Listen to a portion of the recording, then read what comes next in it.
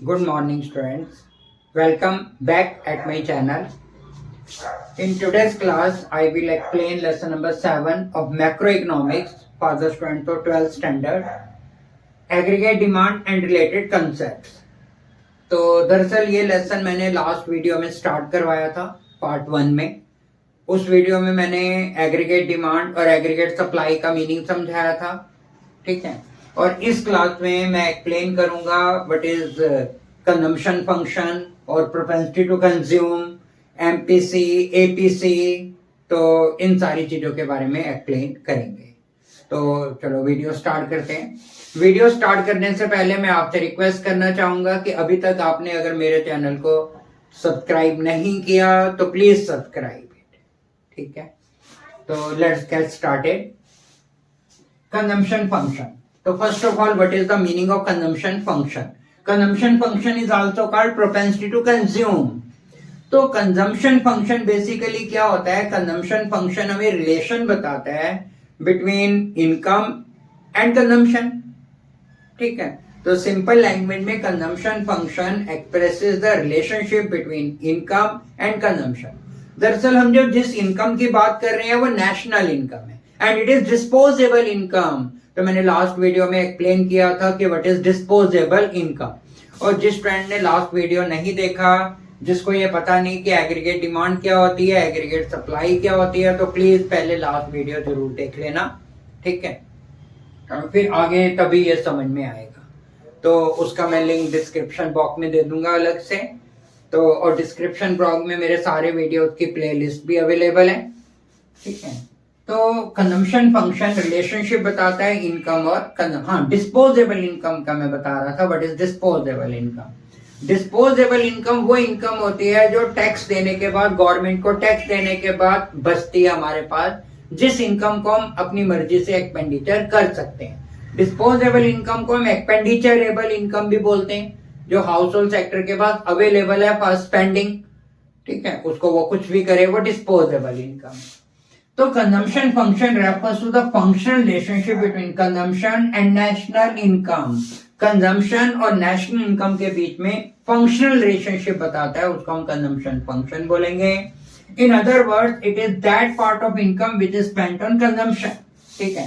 तो दरअसल ये इनकम का वो हिस्सा होता है जिसको के कंजम्पशन पे खर्च कर देते हैं, गुड्स एंड सर्विसेज को परचेज करते हैं हाउस होल्ड सेक्टर के द्वारा. तो इनकम का वो हिस्सा, उसको हम कंजम्पशन एक्सपेंडिचर बोलेंगे.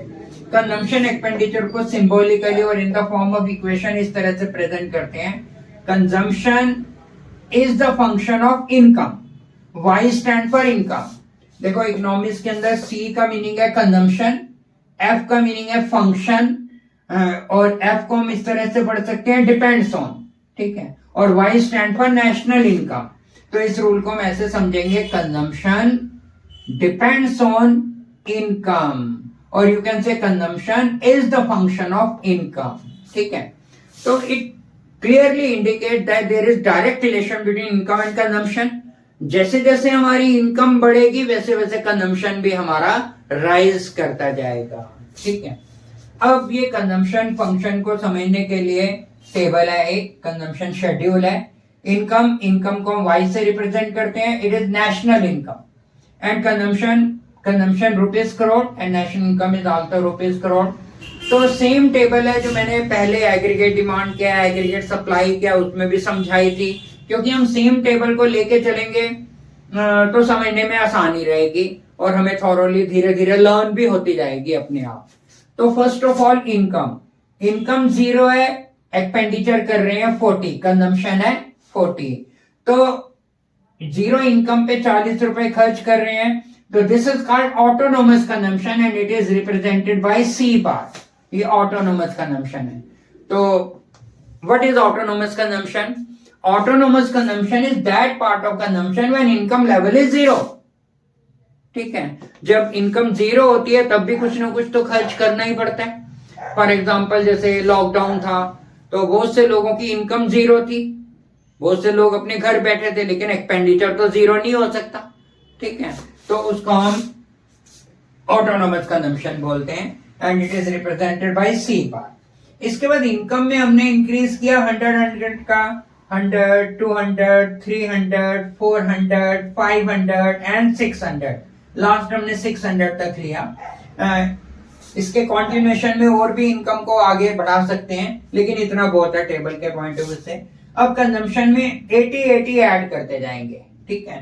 कंजम्पशन में 40 में 80 ऐड किया, 120 में 80 ऐड किया, 200 में 80 ऐड किया, 280 में 80 ऐड किया, 360 में 80 ऐड किया,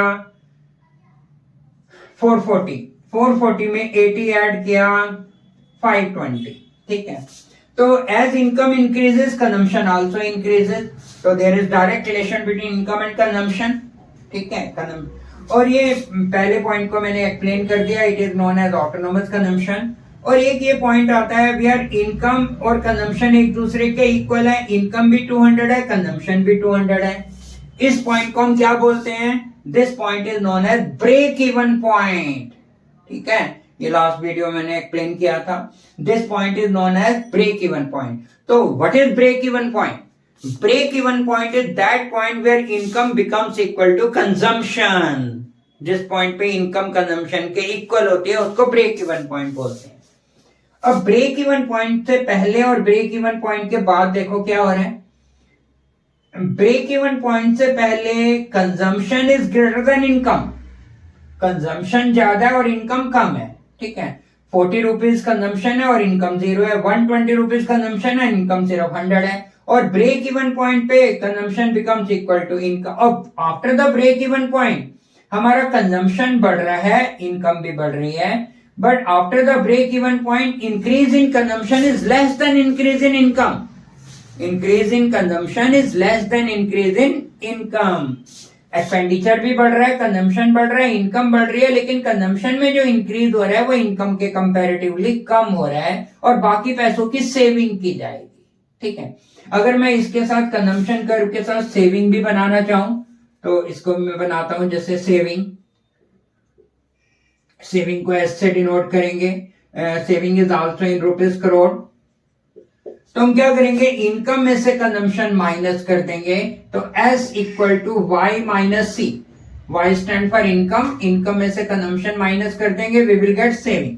0 में से 40 माइनस 40, 100 में से 120 माइनस 20, ये ब्रेक इवन पॉइंट आ गया। 200 में से 200, तो at break even point saving is 0, ठीक है। And after the break even point saving become positive 20 rupees, ठीक है, देन 40, then 60, then 80, ठीक है। तो ये था कि as income increases, saving also increases. As income increases, consumption also increases. It means there is direct relation between income and consumption. And now the same schedule can be represented with the help of a diagram. This is known as consumption curve or consumption function, ठीक है। And हम इसको represent करेंगे consumption को 45 degree line के साथ। 45 degree line means this is income line, इसको income line भी बोलते हैं। It is also known as 45 degree line और it is also aggregate supply curve, ठीक है। And starting point of consumption curve is above the origin. ये consumption curve है, इसको मैं सी से डिनोट कर देता हूं। सी से इज द कंजम्पशन कर्व। इसका जो ये ओरिजिन है, ओरिजिन से ऊपर से स्टार्ट हो रहा है, यहां से स्टार्ट हो रहा है कंजम्पशन कर starting point above the origin है। तो ये जो ओ से लेकर सी तक है ये ऑटोनोमस कंजम्पशन है। जैसे इस केस में 40 है, तो 0 लेवल के ऊपर वो कुछ ना कुछ खर्च कर रहा है, ठीक है। तो यहां से स्टार्ट हो रहा है।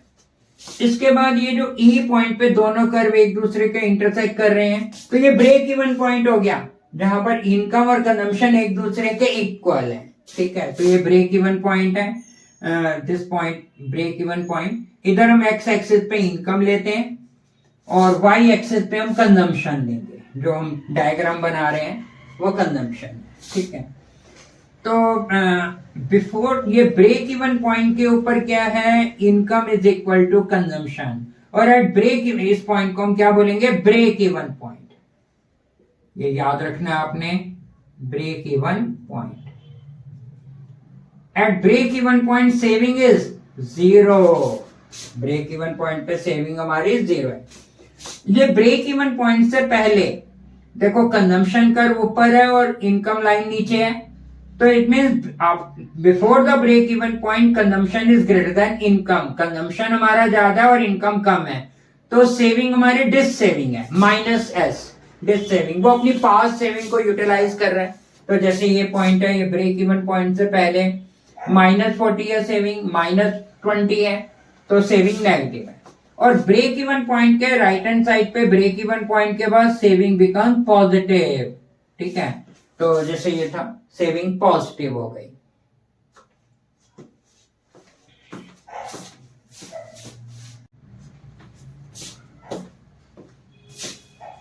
Now, important observation about consumption function.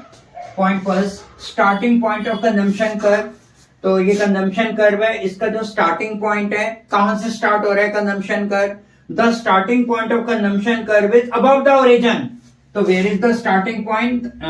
आपने इसको एक्सप्लेन कर लेना, these are the only point. तो starting point of consumption curve is above the origin, ठीक है। ओरिजिन ये होता है 0 पे, इससे अबव स्टार्ट होता है, और ये जो बीच का डिफरेंस है 0 से C के बीच में, ये ऑटोनोमस कंजम्पशन है। ये जैसे ये 0 इनकम के ऊपर खर्च कर रहे हैं, उसको हम ऑटोनोमस कंजम्पशन बोलते हैं, ठीक है। And second, slope of consumption curve, जो कंजम्पशन कर्व है उसका slope it is upward sloping, नीचे से ऊपर की ओर जा रहा है। The slope of consumption curve is upward sloping. तो why the slope of consumption curve is upward sloping? Because there is direct relation between income and consumption, कि जैसे जैसे इनकम बढ़ेगी कंजम्पशन भी बढ़ेगा, तो that is why slope of consumption curve is upward sloping, नीचे से ऊपर की ओर जाता है। Third is income is less than consumption. एक मैंने आपको ब्रेक इवन पॉइंट बताया था, तो पहले फोर्थ पॉइंट है ब्रेक इवन पॉइंट। तो break even point is that point where income becomes equal to consumption, ठीक है। जितनी इनकम कमाते हैं उतना ही खर्च कर देते हैं, और ब्रेक इवन पॉइंट पे सेविंग हमारी 0 है। तो जैसे डायग्राम के अंदर ये E point break even point है, जहां पर ये कंजम्पशन कर इनकम लाइन को इंटरसेक्ट कर रहा है, तो this point is break even point, income consumption के बराबर है और सेविंग 0 है। तो यहाँ पर जो थर्ड पॉइंट था, income is less than consumption, break even point से पहले, यानी कि ये 40 और 120, जब इनकम 0 है तो खर्च कर रहे हैं 40, इनकम जब 100 है तो खर्च कर रहे हैं 120, तो इनकम से भी ज्यादा हम स्पेंड कर रहे हैं, ठीक है। तो इसलिए वो कह रहा है income is less than consumption, मतलब स्टार्टिंग में ब्रेक इवन पॉइंट से पहले इनकम कम है और कंजम्पशन ज्यादा है, ठीक है। उसको पास्ट सेविंग को यूटिलाइज करके उसको पूरा कर रहे हैं। ब्रेक इवन पॉइंट का मैंने पहले पॉइंट बता दिया। Income is more than consumption, तो after the break even point, break even point के बाद क्या होता है? इनकम हमारी ज्यादा है और कंजम्पशन हमारा कम है, ठीक है। Means as income rises consumption also rises, but increase in consumption is less than increase in income, ठीक है।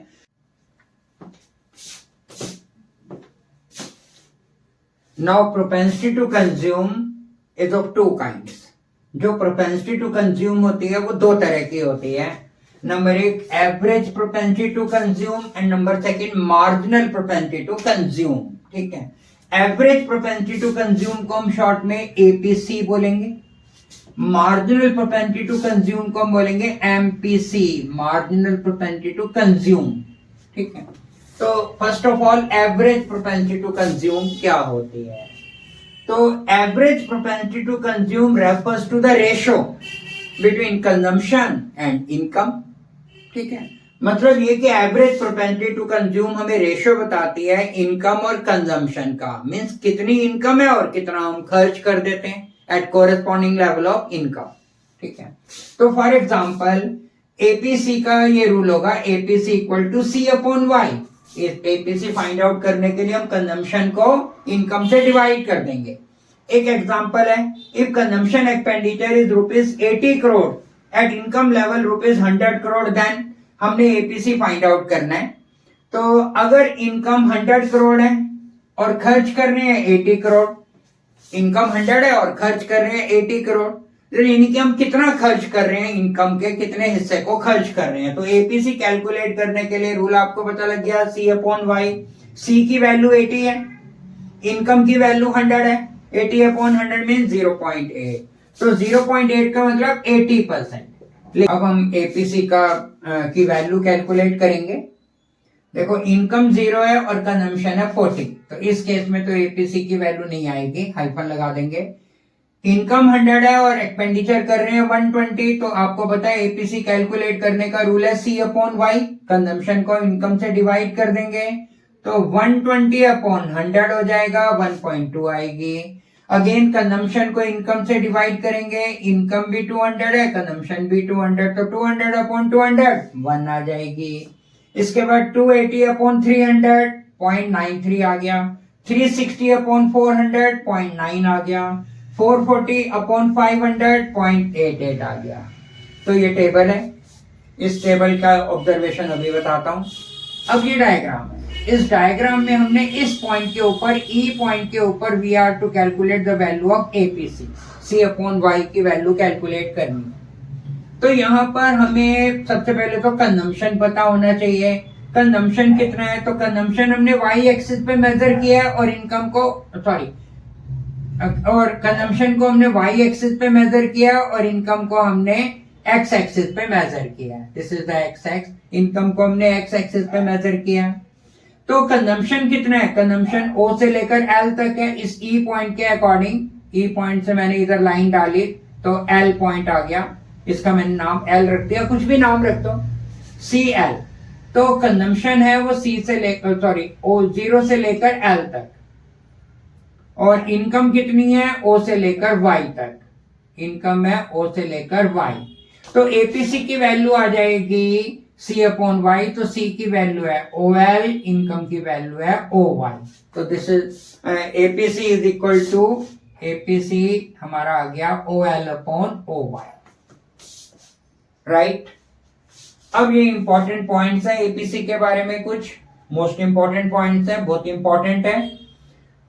First point is APC can be more than 1। तो सबसे पहले तो ये देखो एपीसी की वैल्यू 1 से ज्यादा भी हो सकती है। एपीसी की वैल्यू 1 से ज्यादा कब होगी, when consumption is greater than income. जब हमारा कंजम्पशन ज्यादा है और इनकम कम है तो एपीसी की वैल्यू 1 से ज्यादा आएगी, जैसे इस केस में 1.2 आई, ठीक है। नेक्स्ट पॉइंट है ब्रेक इवन पॉइंट पे, ब्रेक इवन पॉइंट पे एपीसी की वैल्यू 1 है। तो सेकंड पॉइंट है APC can be equal to 1, तो एपीसी की वैल्यू 1 के इक्वल भी हो सकती है।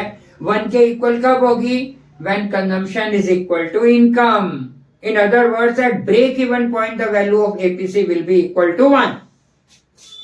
और ब्रेक इवन पॉइंट के बाद देखो एपीसी की वैल्यू कम हो गई, 1 से भी कम हो गई, 0.93 आ गया। जब हमारा खर्च कम है, कंजम्पशन कम है और इनकम ज्यादा है, तो APC can be less than 1, तो एपीसी की वैल्यू 1 से कम आ गई। तो 3 पॉइंट जो ऊपर किए हैं, ये वाले फर्स्ट टू सेकेंड, इन 3 पॉइंट से हमें 3 बातें पता लगी। एक तो ये पता लगा कि एपीसी की वैल्यू 1 से ज्यादा भी हो सकती है और एपीसी की वैल्यू 1 भी हो सकती है, और थर्ड पॉइंट एपीसी की वैल्यू 1 से कम भी हो सकती है। तो तीनों आपको कंडीशन पता होनी चाहिए। The value of APC can be greater than 1, कब होगी 1 से ज्यादा, व्हेन हमारा कंजम्पशन ज्यादा है और इनकम कम है। और एपीसी की वैल्यू 1 कब होगी, जब कंजम्पशन और इनकम बराबर है, यानी कि ब्रेक इवन पॉइंट पे। और एपीसी की वैल्यू 1 से कम कब होगी, when consumption is less than income. Fourth point है APC fall with increase in income, ये भी इंपॉर्टेंट पॉइंट है। टेबल से देखो, जैसे जैसे इनकम बढ़ रही है, 0 300 200 300 400 500, एपीसी की वैल्यू देखो फॉल हो रही है। जब 100 इनकम थी तो एपीसी की वैल्यू 1.2 थी, 200 इनकम पे एपीसी की वैल्यू 1 है, और 300 इनकम पे एपीसी की वैल्यू 0.93 आ गई, 400 इनकम पे एपीसी की वैल्यू 0.9 आ गई, 500 इनकम पे एपीसी की वैल्यू 0.88 आ गई। तो it means as income rises value of APC falls, ठीक है। ये क्वेश्चन कई बार बोर्ड में 12th स्टैंडर्ड में आ चुका है, 3 मार्क्स में और 4 मार्क्स में भी, कि prove through numerical example that value of APC falls as the income rises. ये क्वेश्चन आता है कि प्रूव करो एक न्यूमेरिकल एग्जांपल से कि जैसे जैसे इनकम बढ़ती है एपीसी की वैल्यू घटती जाती है, ये क्वेश्चन है।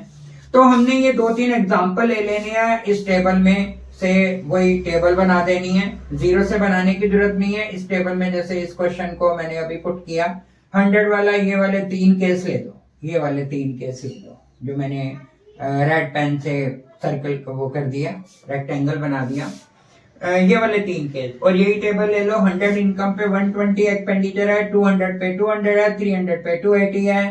तो ये कैलकुलेट करके बता दो। जब इनकम हमारी 100 है और खर्च कर रहा है 120, तो एपीसी की वैल्यू 1.2 है। फिर इनकम बढ़ी, एपीसी की वैल्यू 1 हो गई, इनकम और राइज हुई तो एपीसी की वैल्यू 0.93। तो इस टेबल से आप न्यूमेरिकल करके बता दो। तो it proves that as income increases value of APC falls. ठीक है, तो 3 मार्क्स मिल जाएंगे। आपने थोड़ा सा एक्सप्लेन कर देना है और ये सॉल्व करके बता देना है एपीसी की वैल्यू को C/Y से कैलकुलेट करके। 5वां पॉइंट है APC can never be zero. APC की वैल्यू कभी भी जीरो नहीं होगी। ठीक है, क्यों नहीं होगी? Because consumption can never be zero, क्योंकि कंजम्पशन कभी जीरो नहीं, even at zero level of income consumption is positive. तो that is why value of APC can never be zero. APC कभी जीरो नहीं होगी। ठीक है, तो नेक्स्ट कंसेप्ट हमारा एमपीसी का आता है। Yes, now the next concept is marginal propensity to consume. इसको हम एमपीसी से डिनोट करेंगे। तो first of all meaning of marginal propensity to consume, ये मार्जिनल का मीनिंग होता है चेंज। इसके बारे में आपने 11th स्टैंडर्ड में माइक्रो इकोनॉमिक्स में बहुत से कंसेप्ट करे थे, मार्जिनल यूटिलिटी, मार्जिनल प्रोडक्शन वगैरह वगैरह। तो MPC refers to the ratio. MPC क्या होता है? रेशो होता है between change in consumption and change in income. जो इससे पहले हमने एपीसी किया था उसकी डेफिनेशन ये थी कि एपीसी हमें रेशियो बताता है इनकम का और कंजम्पशन का, उसमें चेंज वर्ड नहीं आता, सीधा सीधा आता है कि कितनी इनकम है और कितना खर्च कर रहे हैं। ठीक है, लेकिन एमपीसी की जब बात करते हैं तो इसमें चेंज आ जाता है कि पहले कितनी इनकम थी, अब कितनी इनकम है, पहले कितना खर्च कर रहे थे, अब कितना खर्च कर रहे हैं। तो कितना चेंज हुआ कंजम्पशन में और कितना चेंज हुआ इनकम में। तो एमपीसी क्या होता है? MPC shows the ratio between change in consumption and change in income. ठीक है, तो एमपीसी का ये इक्वेशन है, ये रूल है, MPC equal to delta C upon delta Y. तो डेल्टा का मीनिंग आपको पता है, डेल्टा मतलब चेंज। तो delta C means change in consumption and delta Y means change in income. तो MPC equal to delta C upon delta Y. अब एक एग्जांपल है, if consumption expenditure increases from ₹80 crore to ₹100 crore, मतलब मान लो कि कंजम्पशन है, खर्च है, पहले 80 करोड़ रुपीस खर्च किए जा रहे थे, अब 100 करोड़ रुपीस खर्च किए जा रहे हैं। तो यानी कि कितना एक्सपेंडिचर में चेंज हुआ, कितना एक्सपेंडिचर बढ़ा। पहले हम 80 खर्च कर रहे थे, अब 100 कर रहे हैं, तो एक्सपेंडिचर में इंक्रीज हुआ। इट मीन डेल्टा सी की वैल्यू हो गई 20। 100 में से 80 माइनस कर दिया, 20 हो गया डेल्टा सी। ठीक है, अब हमने 20 करोड़ रुपीस एक्स्ट्रा खर्च किए। और income, when income rises from 100 crore to 200, पहले इनकम हमारी 100 थी, अब बढ़ के हो गई 200। तो इनकम में कितना इंक्रीज हुआ? 100 का इंक्रीज हुआ, 100 इनकम बढ़ गई, तो डेल्टा वाई की वैल्यू 100 है। तो एमपीसी कैलकुलेट करने के लिए delta C upon delta Y, delta C की वैल्यू 20 आ गई, डेल्टा वाई की वैल्यू 100 आ गई, तो कितना आया? 0.2। तो 0.2 मीन्स 20%। इसका मतलब 20% of incremental income is spent on consumption. ठीक है, जो 20% जो बढ़ी हुई इनकम है उसका 20% खर्च कर दिया जाता है और बाकी 80% सेव हो जाता है। जो सेव हो जाता है उसको हम एमपीएस में पढ़ेंगे, मार्जिनल प्रोपेंसिटी टू सेव। तो वो नेक्स्ट वीडियो का हमारा टॉपिक होगा। ठीक है, अब ये टेबल देखो, इस टेबल में हमने एमपीसी की वैल्यू कैलकुलेट करनी है। तो फर्स्ट केस में तो कुछ नहीं आएगा, 0 मतलब 40/0 छोड़ देंगे। अब हम नेक्स्ट केस में हमने निकालनी है, तो हम क्या करेंगे? तो अब हम टेबल के थ्रू ही एमपीसी की वैल्यू कैलकुलेट करते हैं। तो तो फर्स्ट केस में तो छोड़ देंगे हम। अब सेकंड केस में हम क्या करेंगे, चेंज कितना आया, पहले तो आपने चेंज कैलकुलेट करना है सी में, कंजम्पशन में, जिसको डेल्टा सी से डिनोट करेंगे। तो चेंज आया 80 का, जैसे पहले 40 रुपीज खर्च कर रहा था, 120 खर्च कर रहा है, तो कितना चेंज आया, 80 का चेंज आया। और इनकम में कितना चेंज आया, पहले 0 थी इनकम, ऑफ 100 का चेंज आया। तो यानी कि 80/100 0.8। यहां पर भी 200 में से 120 माइनस किया, अगले केस में ये भी 80 का चेंज आया और इनकम में भी 100 का चेंज है, उतना ही है। मतलब टेबल ही हमने सिंप्लिसिटी के लिए इस तरह की बनाई है। तो 80 का इंक्रीज हो रहा है और इनकम में इंक्रीज हो रहा है 100 का। तो इट मींस डेल्टा सी की वैल्यू 80 आएगी हर केस में इस टेबल के अकॉर्डिंग, और डेल्टा वाई की वैल्यू 100 आती जाएगी। तो हर केस में यही आएगा 80/100 0.8, 80/100 हर बार लिखने की जरूरत नहीं है, तो 0.8 और यहाँ पर भी 0.8। ये एमपीसी की वैल्यू आ गई, delta C upon delta Y. ठीक है, तो एमपीसी की वैल्यू 0.8। अब ये डायग्रामेटिकली एमपीसी की वैल्यू कैलकुलेट करते हैं। देखो पहले इनकम थी OY, अब इनकम हो गई OY1। तो इनकम में कितना चेंज आया, ये जो बीच का गैप है Y और Y1, ये इनकम में, तो डेल्टा Y की वैल्यू आ गई Y1। Y से इतना इनकम में चेंज आया। ये इनकम है एक्स एक्सिस पे और वाई एक्सिस पे हमने कंजम्पशन लिया है। कंजम्पशन में कितना चेंज, पहले तो खर्च कर रहा था, कंजम्पशन था O से लेकर D तक, अब कंजम्पशन हो गया O से लेकर K तक, यानी कि इतना कंजम्पशन में राइज हुआ DK। तो ये जो कंजम्पशन में इंक्रीज है, ये वाला पॉइंट डेल्टा सी है, कंजम्पशन में जो चेंज आया DK या KD जैसे भी लिखना चाहो DK, और इनकम में चेंज आया YK। अब एमपीसी की वैल्यू हम ये इस तरह से कैलकुलेट करते हैं, delta C upon delta Y, ये रूल हो गया। तो एमपीसी इक्वल टू, इसकी वैल्यू पुटअप कर दो, डेल्टा सी की वैल्यू DK और डेल्टा वाई की वैल्यू Y1। तो ये एमपीसी की वैल्यू आ गई DK upon Y1। Important observation about MPC, first है वैल्यू ऑफ, इंपॉर्टेंट ऑब्जर्वेशन है, ये दोनों पॉइंट इंपॉर्टेंट है। Value of MPC varies between 0 to 1। जो एमपीसी की वैल्यू होती है वो 0 से 1 के बीच में रहती है, 0 to 1। एमपीसी की मिनिमम वैल्यू 0 होगी और मैक्सिमम वैल्यू 1 होगी। एमपीसी की वैल्यू कभी भी 1 से ज्यादा नहीं हो सकती। एपीसी की तो 1 से ज्यादा हो सकती है, लेकिन एमपीसी की वैल्यू कभी भी 1 से ज्यादा नहीं हो सकती। ठीक है, value of MPC varies between 0 to 1। If the whole of increase in income is spent on consumption, मतलब ये बताया कि एमपीसी की वैल्यू 1 कब होगी, अगर सारी की सारी जो इनकम बढ़ी है। अभी हमने किया ना कि एमपीसी क्या होता है, delta C upon delta Y का रेशियो है, यानी कि जितनी इनकम इंक्रीज हुई उसे बढ़ी हुई इनकम में से कितना वो खर्च बढ़ाएगा। ठीक है, तो अगर वो सारी की सारी इंक्रीमेंटल इनकम को खर्च कर देता है, मान लो उसकी 200 इनकम बढ़ी और खर्च इनकम 200 इंक्रीज हुई और एक्सपेंडिचर भी उसने 200 इंक्रीज कर लिया, तो हम निकालेंगे MPC delta C upon delta Y, 200/200, तो एमपीसी की वैल्यू 1 आ गई। ठीक है, तो अगर वो सारी के सारी अपनी बढ़ी हुई इनकम को खर्च कर देता तो उस केस में एमपीसी की वैल्यू 1 आएगी। If the whole of increase in income is spend on अगर वो सारी की सारी अपनी बढ़ी हुई इनकम को बचा लेता है, उसमें से कुछ खर्च नहीं कर, मतलब खर्च तो उसके पहले ही पूरे हो गए थे, जैसे वो पहले 10 लाख रुपीज अर्न करता था तो खर्च तो उसमें पूरे हो गए। अब वो 15 लाख रुपीज अर्न करता है, तो अपनी बढ़ी हुई इनकम, जैसे 5 लाख उसकी इनकम बढ़ी, तो 5 लाख के 5 लाख एक तो उसने पहले केस में खर्च कर दिए जो बढ़ी हुई इनकम है, तो उस केस में एमपीसी की 5 लाख अपॉन 5 लाख एमपीसी की वैल्यू 1 आएगी।